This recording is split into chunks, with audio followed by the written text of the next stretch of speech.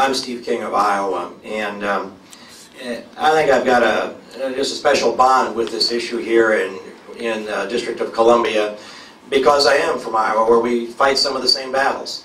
And I go back to 1998 when we drafted the Defense of Marriage Act in the state legislature. And I remember the debate, and it was, we don't really need to do this, because after all, who would conceive of the idea of marriage being anything other than between a man and a woman? But the response, and the one that I gave, was, but they have gone to court in Hawaii, and this may be coming to us, and so let's pass the Defense of Marriage Act before it gets a lot harder or before it gets to be too late. And then Congress, near that same period of time, passed the Defense of Marriage Act. And that should be the guiding light for the District of Columbia.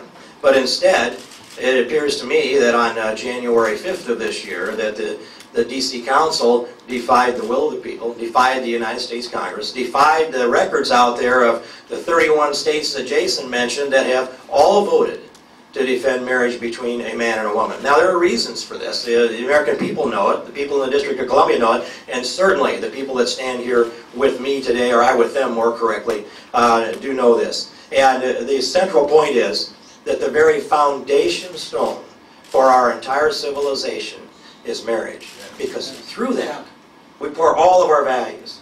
We pour our values of our religious faith through there to our children. We pour our moral values, whatever our religious faith. We pour our work ethic. We pour our culture, the things we like to eat, the things we like to do. Everything that we are as a people is taught to the next generation through that foundation stone of marriage between a man and a woman.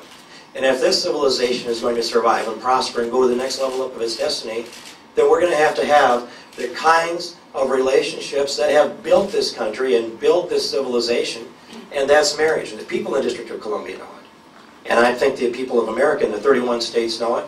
In my state, Iowans are being denied a right to vote on marriage by a leader in the Iowa Senate, by a leader in the Iowa House, who say, I'm not going to allow people an opportunity to go to the polls and discriminate.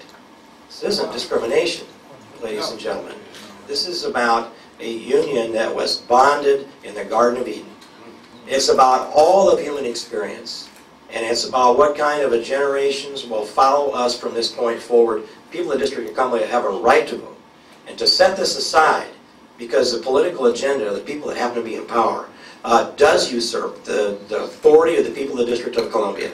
And I stand with this group here to set aside and veto this vote of January 5th, and I'm a co-sponsor of the legislation that defends traditional marriage. I'll stand there with them. I congratulate this group for being here today, and I look forward to this long battle ahead and a successful conclusion. Thank you all very much. God bless you.